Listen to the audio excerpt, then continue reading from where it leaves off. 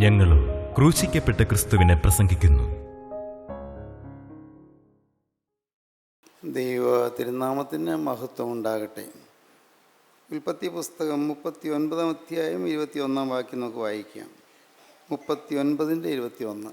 എന്നാൽ യഹോവ യോസേഫിനോട് കൂടെ ഇരുന്ന് കാരാഗൃഹ പ്രമാണിക്ക് അവനോട് ദയ തോന്നത്തക്കവണ്ണം അവന് കൃപ നൽകി. യോസേഫിന് കൃപ നൽകി. ദൈവത്തിൻ്റെ കൃപ, ദൈവത്തിൻ്റെ സൗജന്യ ദാനം. കൃപ നാം അർഹിക്കുന്ന ദാനമല്ല, നമുക്കതിന് യോഗ്യത ഉണ്ടായിട്ട് കിട്ടുന്നതല്ല. ദൈവത്തിൻ്റെ സൗജന്യമായ ദാനമാണ് കൃപ. നാം എന്തെങ്കിലും ചെയ്തിട്ട് കിട്ടുന്നതല്ല, ചെയ്തിട്ട് കിട്ടുന്നത് പ്രതിഫലമാണ്. പ്രതിഫലമല്ല, ദൈവം സൗജന്യമായി തരുന്ന അളവറ്റ ദാനം, സൗജന്യദാനം, അതാണ് കൃപ. വേദപുസ്തകം പരിശോധിക്കുമ്പോൾ അനേകർക്ക് ദൈവത്തിൻ്റെ കൃപ ലഭിച്ച കാര്യം നാം വായിക്കുന്നുണ്ട്. കന്യമാതാവിന് ദൈവത്തിൻ്റെ കൃപ ലഭിച്ചു. കർത്താവായ യേശുക്രിസ്തു ആ ഉദരത്തിൽ ഉരുവാകുവാനുള്ള ഭാഗ്യം ലഭിച്ചു. ദൈവത്തിൻ്റെ കൃപ ലഭിച്ചു. കൃപ ലഭിച്ചവളെ നിനക്ക് വന്ദനം. കർത്താവ് നിന്നോടുകൂടെയുണ്ട്. കൃപ ലഭിച്ചു. യേശുക്രിസ്തു ജീവിതത്തിൽ വരുന്നത് കൃപയാണ്. യേശുക്രിസ്തുവിനോട് ഒരു സ്നേഹം ലഭിക്കുന്നത് കൃപയാണ്. യേശുക്രിസ്തുവിൻ്റെ വചനത്തോട് ഒരാകർഷണം ലഭിക്കുന്നത് കൃപയാണ്. യേശുക്രിസ്തുവിൻ്റെ വചനം ദാഹത്തോടെ കേൾക്കാൻ ഇടയാകുന്നത് ഒരു കൃപയാണ്. യേശുക്രിസ്തുവിൻ്റെ വചനം ജീവിതത്തെ രൂപാന്തരപ്പെടുത്തുന്നത് ദൈവകൃപയാണ്. യേശുക്രിസ്തുവിൻ്റെ വചനത്തിൽ കൂടി നമുക്ക് ലഭിക്കുന്ന അനുഗ്രഹങ്ങൾ ഓരോന്നും പ്രാപിക്കുന്നത് ദൈവത്തിൻ്റെ കൃപയാണ്.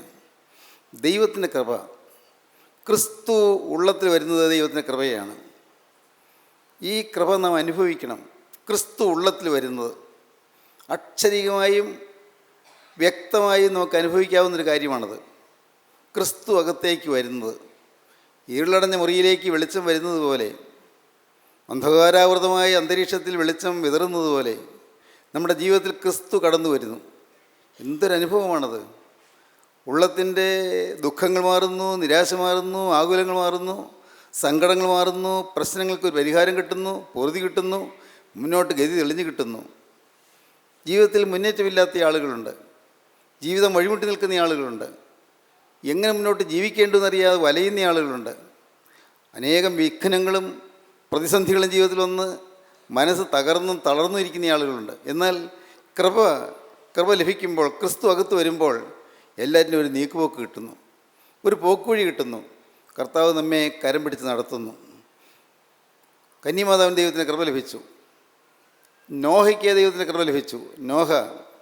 നോഹയ്ക്ക് ദൈവത്തിൻ്റെ വചനം ലഭിച്ചു. വരാനിരിക്കുന്ന കാര്യം ദൈവം മുൻകൂട്ടി പറഞ്ഞു കൊടുത്തു. വരാനിരിക്കുന്ന കാര്യം, സംഭവിക്കാൻ പോകുന്ന കാര്യം, വരാൻ പോകുന്ന പ്രളയത്തിൻ്റെ കാര്യം, ഭൂമി മുഴുവനും വെള്ളത്തിൻ്റെ അടിയിലാകുമെന്നുള്ള കാര്യം, വലിയൊരു ജലപ്രളയം ഉണ്ടാകുമെന്നുള്ള കാര്യം നോഹയ്ക്ക് ദൈവം വചനം കൊടുത്തു. വചനം ലഭിക്കുന്ന കൃപയാണ്. വരാൻ പോകുന്ന സംഭവത്തെക്കുറിച്ചുള്ള മുൻകൂട്ടിയുള്ള പ്രവചനാത്മകമായ വചനം ലഭിക്കുന്നത് ദൈവകൃപയാണ്.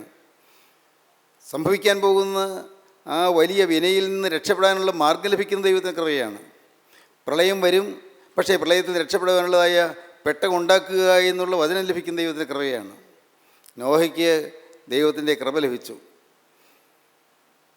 ദാവീദിന് ദൈവത്തിൻ്റെ കൃപ ലഭിച്ചു.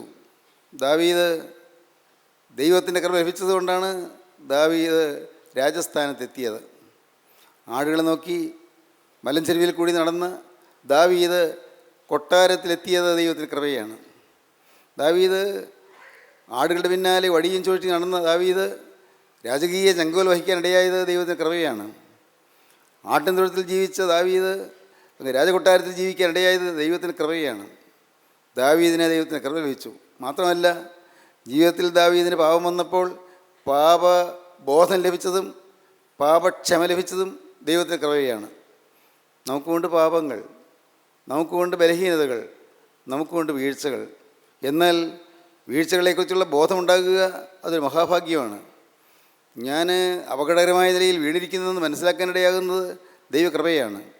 എൻ്റെ ജീവിതത്തിൽ പാപം വന്നല്ലോ എന്ന് ഗ്രഹിക്കാനിടയാകുന്ന ദൈവത്തിൻ്റെ കൃപയാണ്. പാപബോധം ഉണ്ടാകുന്ന ദൈവത്തിന് കൃപയാണ്. ദാവീദിന് പാപബോധം ഉണ്ടായി. ദാവീദിന് സ്വയം പാപബോധം ഉണ്ടാകാതിരുന്നപ്പോൾ ദാവീദിൻ്റെ അടുക്കലേക്ക് ദൈവം തൻ്റെ പ്രവാചകനെ അയച്ചു. നാഥാൻ പ്രവാചകൻ ദാവീദിൻ്റെ കൊട്ടാരത്തിലേക്ക് കടന്നു ചെന്നു. ദാവീദിനെ കുറ്റബോധം ഉണ്ടാകത്തക്കവണ്ണം ദൈവവചനം ദാവീദിന് കൊടുത്തു. വചനം കിട്ടി, കുറ്റബോധം കിട്ടി, ദാവീദിൻ്റെ ഹൃദയം തകർന്നു, ദാവീദ് എളിമപ്പെട്ടു, ദാവീദ് അനുതപിച്ചു. എല്ലാം ദൈവകൃപയാണ്. ഒരു അനുതാപം കിട്ടുന്ന ദൈവത്തിൻ്റെ കൃപയാണ്. പാപബോധം കിട്ടുന്ന ദൈവത്തിൻ്റെ കൃപയാണ്. ദൈവത്തിൻ്റെ കൃപ, ദൈവത്തിന് സ്തോത്രം. ഇപ്പോൾ നാം വായിക്കുന്നത് യൗസേപ്പിൻ്റെ ദൈവത്തിൻ്റെ കൃപ ലഭിച്ചു എന്നാണ്. അബ്രഹാം പിതാവിൻ്റെ മകനായ ഇസ്ഹാക്കിൻ്റെ മകനായ യാക്കോബിൻ്റെ മകനാണ് യൗസേപ്പ്. യൗസേപ്പ് വേദപുസ്തകത്തിലെ തിളങ്ങുന്നൊരു കഥാപാത്രമാണ്, ജ്വലിക്കുന്നൊരു കഥാപാത്രമാണ്. വളരെ ശ്രദ്ധേയമായ അനേകം ആശയങ്ങളും അനുഗ്രഹകരമായ വചസ്സുകളും യൗസേപ്പിൻ്റെ ജീവിതത്തിൽ നമുക്ക് ലഭിക്കും.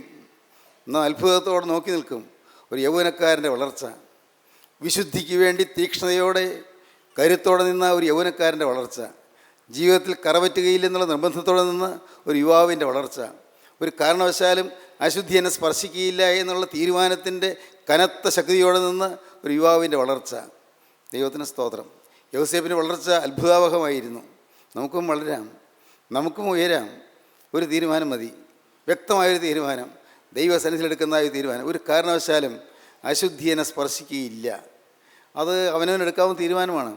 നമ്മുടെ ഹൃദയത്തിൻ്റെ ആഴത്തിൽ നിന്നെടുക്കുന്ന തീരുമാനം അത് നമ്മുടെ ജീവിതത്തെ ആകമാനം സ്പർശിക്കുകയും ജീവിതത്തെ ആകമാനം രൂപാന്തരപ്പെടുത്തുകയും ചെയ്യും. യൗസേപ്പിൻ്റെ ജീവിതത്തിൽ ഉയർന്ന തലങ്ങളിലേക്ക് യൗസേപ്പ് വളർന്നതിൻ്റെ പിന്നിൽ ഈ ഒരു തീരുമാനമായിരുന്നു കാരണം. നമ്മുടെ ജീവിതത്തിലും നമുക്ക് വളരാൻ തീരുമാനം ഉണ്ടാകണം. കനത്ത തീരുമാനം, ഉറപ്പേറിയ തീരുമാനം, ആർഡൻ ഡിസിഷൻ. എന്താണ് യൗസേപ്പിൻ്റെ തീരുമാനം? യൗസേപ്പിൻ്റെ തീരുമാനം ഒരു കാരണവശാലും തെറ്റ് പറ്റുകയില്ലെന്നുള്ളതായിരുന്നു. യൗസേപ്പിൻ്റെ ജീവിതം ഒരു നല്ല മാതൃകയായ നല്ലൊരു പാഠമാണ് വാസ്തവത്തിൽ. ആ ജീവിതത്തിൻ്റെ പാഠം നാം ഉൾക്കൊള്ളുമ്പോൾ നമുക്കും ഇതാകരുതോ എന്ന് തോന്നിപ്പോകും. ഇങ്ങനൊരു ജീവിതം എനിക്കും ആകരുതോ എന്ന് നമുക്ക് തോന്നിപ്പോകും. നിങ്ങൾ വേദപുസ്തകം വായിച്ച് യൗസേപ്പിൻ്റെ ചരിത്രം വായിച്ച് നിങ്ങൾ ആവേശം കൊള്ളണം. യൗസേപ്പിൻ്റെ ജീവിതം വായിച്ച് നിങ്ങൾ അതിശയിച്ച് നോക്കി നിൽക്കണം. കർത്താവേ, എനിക്കും ആകരുതോ വിശുദ്ധിയുടെ ഈ ദീപശക കയ്യിലെന്തുന്ന മഹാഭാഗ്യം. ദൈവത്തിന് സ്തോത്രം. വിശുദ്ധി കൈമുതലാക്കുന്ന മഹാഭാഗ്യം, കറവറ്റാത്ത ജീവിതത്തിൻ്റെ സൗഭാഗ്യം, അശുദ്ധി ഏശാത്ത ജീവിതത്തിൻ്റെ സൗഭാഗ്യം. കർത്താവേ, എനിക്കും അതാകരുതോ. ഇതൊരു വെല്ലുവിളിയായിട്ട് നാം എടുക്കേണ്ടതാണ്, ഒരു വെല്ലുവിളിയായിട്ട്.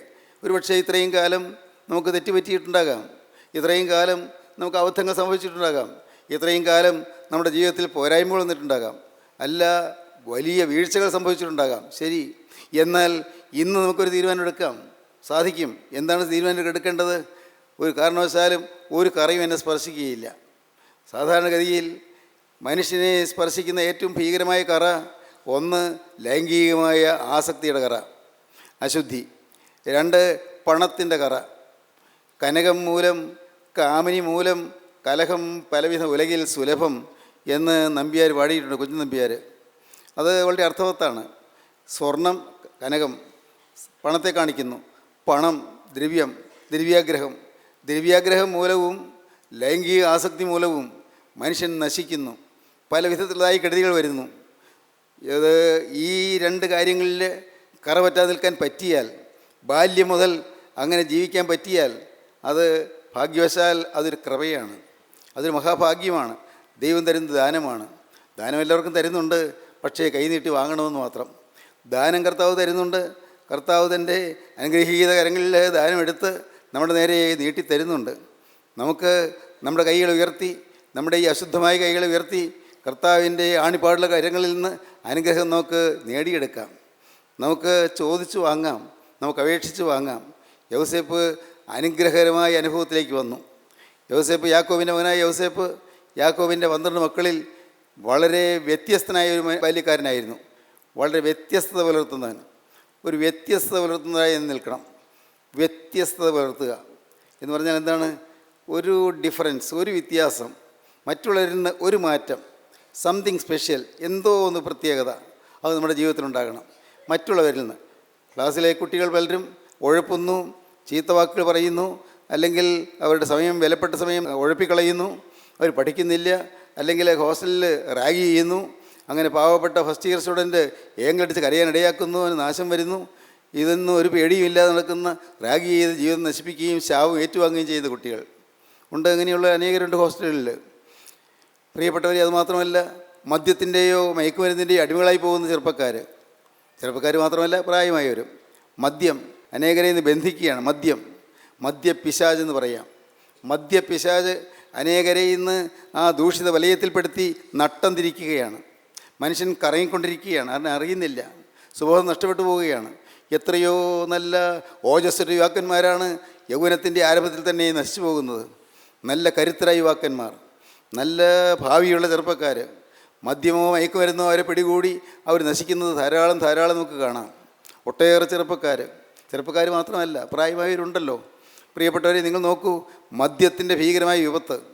മദ്യം മൂലം അനേക ജീവിതങ്ങൾ മുടിയുന്നു, ജീവിതങ്ങൾ തകരുന്നു. മദ്യത്തിന് വേണ്ടി പൈസ ചെലവഴിക്കുന്നു, മദ്യത്തിന് വേണ്ടി ശരീരത്തിൻ്റെ ആരോഗ്യം ചെലവഴിക്കുന്നു, മദ്യത്തിന് വേണ്ടി സൽപ്പേര് കളയുന്നു, ആഭിജാത്യം കളയുന്നു, തറവാടിത്തം മുടിയുന്നു. ആഭിജാത്യവും തറവാടിത്തവും മാത്രമല്ല, ജീവിതത്തിൽ നേടാൻ പോകുന്ന ഭാവിയുടെ മോഹനമായ ആ അനുഗ്രഹീതമായ അനുഭവങ്ങൾ നഷ്ടപ്പെടുത്തി കളയുന്നു.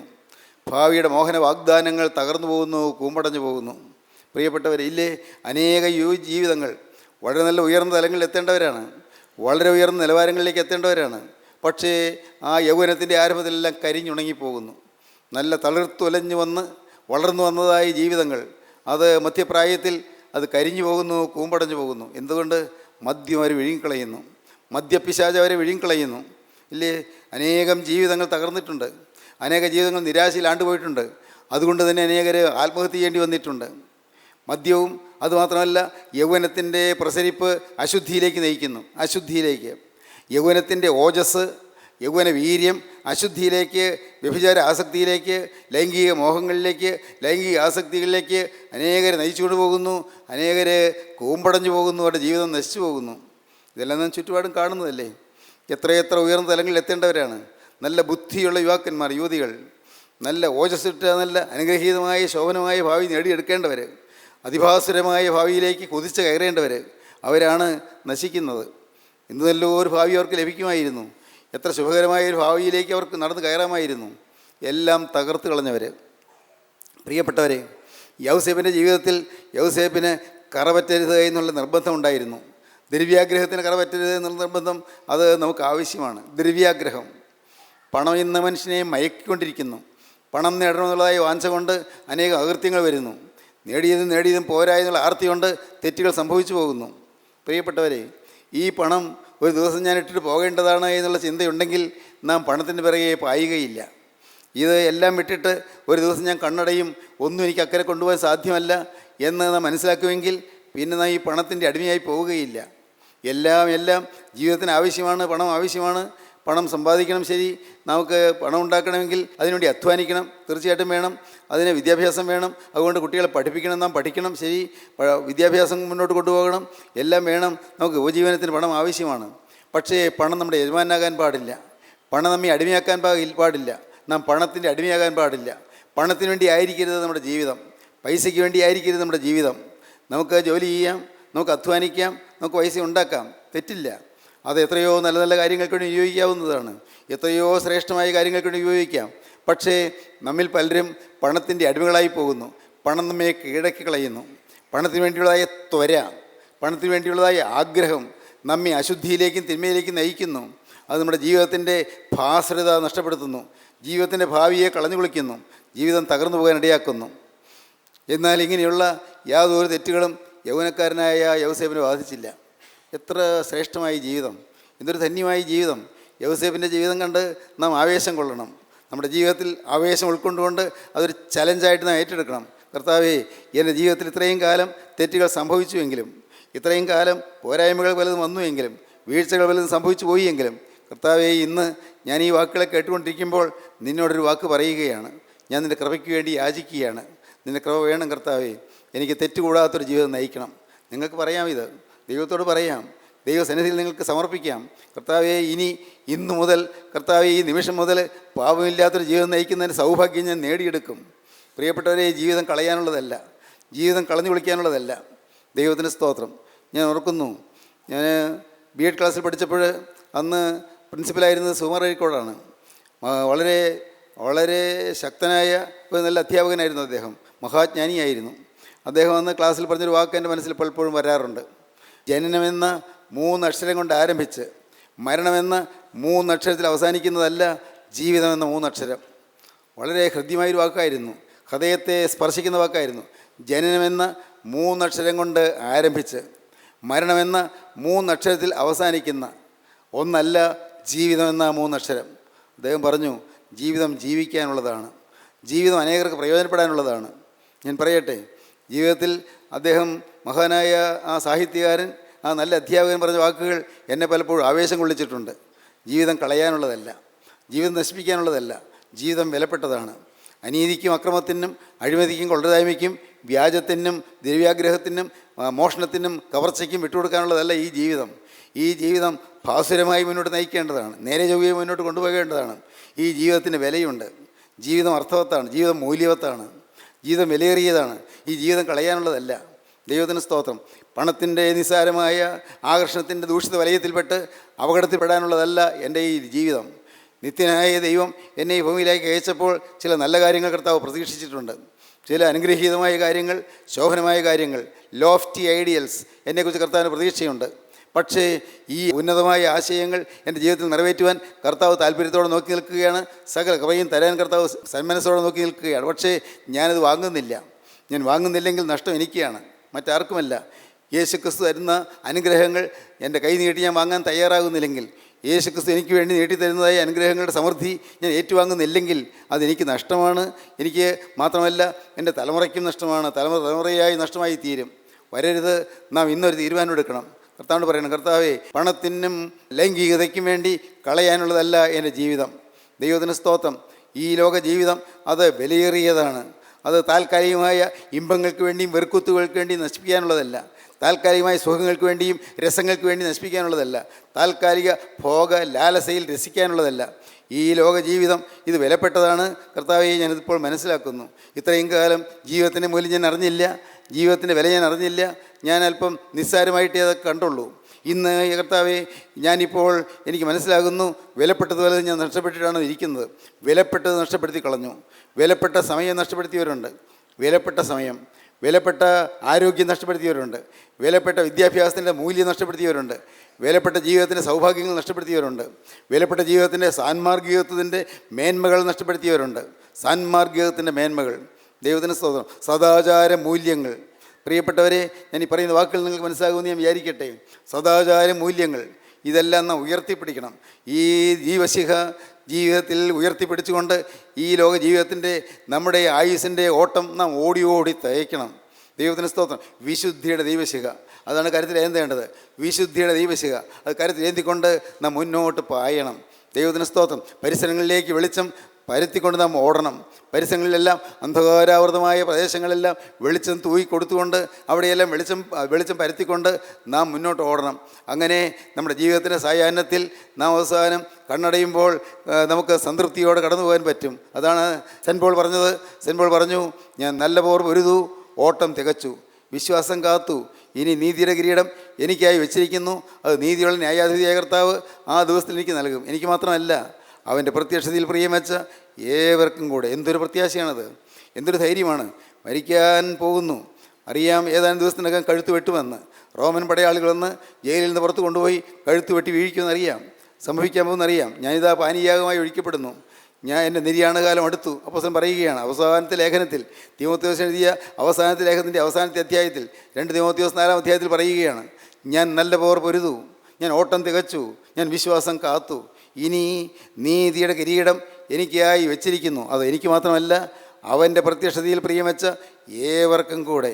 ദൈവത്തിന് സ്തോത്രം. ഒരവസരത്തിൽ സെൻറ്റ് പോൾ ആസിയയിലെ മൂപ്പന്മാരോട്, ആസിയയിലെ കശീശന്മാരോട് സംസാരിക്കുന്ന സമയത്ത് സെൻറ്റ് പോൾ പറയുന്നുണ്ട്. അവിടെ പറയുകയാണ്, ഇതാ ഞാൻ ആത്മാവിനാൽ ബന്ധിക്കപ്പെട്ടനായി യെരൂശലേമിലേക്ക് പോകുന്നു. ആത്മാവിനെ വലിച്ചുകൊണ്ട് പോകുന്നതാണ് പറയുന്നത്. I am drawn out irresistibly by the holy spirit. പരിശുദ്ധാത്മാവ് എന്നെ അനിരോധ്യമായി, അപ്രതിരോധ്യമായി എന്നെ വലിച്ചുകൊണ്ട് പോവുകയാണ്. തടുക്കാനാവാത്ത വിധത്തിൽ പരിശുദ്ധാത്മാവ് എന്നെ വലിച്ചുകൊണ്ട് പോവുകയാണ്. ഇതാ ഞാൻ ആത്മാവിനാൽ ബന്ധിക്കപ്പെട്ടനായി യെരൂശലേമിലേക്ക് പോകുന്നു. എല്ലാ മൂപ്പന്മാരും കശീശന്മാരും എല്ലാവരും നോക്കിയിരിക്കുകയാണ്. അവിടെയുള്ള ശുശ്രൂഷക്കാരെല്ലാവരും നോക്കി നിൽക്കുകയാണ്. അനുഗ്രഹീതരായ ദൈവമക്കളുടെ നേതാക്കന്മാരായിരിക്കുന്ന ദൈവമക്കളെല്ലാം ഒരുമിച്ച് കൂടിയിരിക്കുന്ന സദസ്സിൽ, ആസിയയിലെ ആ സദസ്സിൽ വെച്ച് അപ്പോസ്തലൻ പറയുകയാണ്, ഇതാ ഞാൻ ആത്മാവിനാൽ ബന്ധിക്കപ്പെട്ടനായി യെരൂശലേമിലേക്ക് പോകുന്നു. എന്നെ ബന്ധിച്ചുകൊണ്ട് പോകുന്നത് പരിശുദ്ധാത്മാവാണ്, എന്നെ വലിച്ചുകൊണ്ട് പോവുകയാണ്. I am drawn out irresistibly by the holy spirit. പരിശുദ്ധാത്മാവ് എന്നെ അത്യന്തം തടുക്കാനാവാത്ത വിധം ശക്തിയോടെ വലിച്ചുകൊണ്ട് പോവുകയാണ്. ഇതാ ഞാൻ ആത്മാവിനാൽ ബന്ധിക്കപ്പെട്ടനായി യെരൂശലേമിലേക്ക് പോകുന്നു. ബന്ധനങ്ങളും കഷ്ടങ്ങളും എനിക്കായി കാത്തിരിക്കുന്നുവെന്ന് പരിശുദ്ധാത്മാവ് പട്ടണം തോറും സാക്ഷ്യം പറയുന്നതല്ലാതെ അവിടെ എനിക്ക് നേരിടുവാനുള്ളതൊന്നും ഞാൻ അറിയുന്നില്ല. സ്തോത്രം. എന്തൊരു ധൈര്യത്തോടെ പറയുന്നത്. ആത്മാവിനാൽ ബന്ധിക്കപ്പെട്ടനായി പോകുന്നു, പരിശുദ്ധാത്മാവിനെ കൊണ്ടുപോവുകയാണ്. അവിടെ ചെല്ലുമ്പോൾ ബന്ധനങ്ങളുണ്ടെന്ന് എനിക്കറിയാം, അവിടെ ചെല്ലുമ്പോൾ കഷ്ടങ്ങളുണ്ടാകുമെന്ന് എനിക്കറിയാം. ബന്ധനങ്ങളും കഷ്ടങ്ങളും എനിക്കായി കാത്തിരിക്കുന്നതെന്ന് പരിശുദ്ധാത്മാവ് പട്ടണം തോറും സാക്ഷ്യം പറയുന്നതല്ലാതെ അവിടെ എനിക്ക് നേരിടുവാനുള്ളതൊന്നും ഞാൻ അറിയുന്നില്ല. എങ്കിലും ഞാൻ എൻ്റെ പ്രാണനെ വിലയേറിയതായി എണ്ണുന്നില്ല. സ്തോത്രം. എന്തൊരു ശക്തമാണത്.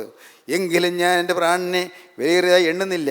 എനിക്ക് ബന്ധനങ്ങളുണ്ടാകും, എനിക്ക് കഷ്ടങ്ങളുണ്ടാകും, പക്ഷേ ഞാൻ എൻ്റെ പ്രാണനെ വിലയേറിയതായി എണ്ണുന്നില്ല. എങ്കിലും ഞാൻ എൻ്റെ പ്രാണനെ വിലയേറിയതായി എണ്ണുന്നില്ല. എൻ്റെ ഓട്ടവും ദൈവകൃപയുടെ സുവിശേഷത്തിന് സാക്ഷ്യം പറയേണ്ടതിന് കർത്താവായ യേശു തന്ന ശുശ്രൂഷയും തേക്കണമെന്നേ എനിക്കുള്ളൂ. സ്തോത്രം. എത്ര വ്യക്തമാണ് ആ വാക്കുകൾ, എത്ര വ്യക്തമാണ് ആ ജീവിത സരണി. വ്യക്തമാണ്, മുന്നോട്ട് പോകുകയാണ്. ബന്ധനങ്ങൾ കഷ്ടങ്ങൾ എനിക്ക് വരുന്നുണ്ട്, പക്ഷേ ഞാൻ എൻ്റെ പ്രാണനെ വിലയേറിയതായി എണ്ണുന്നില്ല. എൻ്റെ ഓട്ടം തേക്കണം, എൻ്റെ ശുശ്രൂഷ തേക്കണം, അതേ ഉള്ളൂ, വേറെ ഉദ്ദേശമില്ല. എൻ്റെ ഓട്ടവും ദൈവകൃപയുടെ സുവിശേഷത്തിന് സാക്ഷ്യം പറയേണ്ടതിന് കർത്താവായ യേശു തന്ന ശുശ്രൂഷയും തേക്കണമെന്നേ എനിക്കുള്ളൂ. സ്തോത്രം. എൻ്റെ സഹോദരീ സഹോദരങ്ങളെ, ഇന്നത് കേട്ടുകൊണ്ടിരിക്കുമ്പോൾ നിങ്ങൾ പറയണം, കർത്താവേ എനിക്കെൻ്റെ ഓട്ടം തേക്കണം, വിശുദ്ധിയോടെ ഓട്ടം തേക്കണം, വിശ്വാസത്തോടെ ഓട്ടം തേക്കണം, വിശ്വസ്തയോടെ ഓട്ടം തേക്കണം. ഒരു കറ പറ്റിയ പണം എൻ്റെ കയ്യിലുണ്ടാകരുത് കർത്താവേ. തെറ്റ് പറ്റിയ പണം എൻ്റെ കയ്യിലുണ്ടാകരുത്. അന്യായമായി സമ്പാദിച്ച പണം എൻ്റെ കയ്യിലുണ്ടാകരുത്. അന്യൻ്റേത് മോഷ്ടിച്ചെടുത്ത പണം എൻ്റെ കയ്യിലുണ്ടാകരുത്.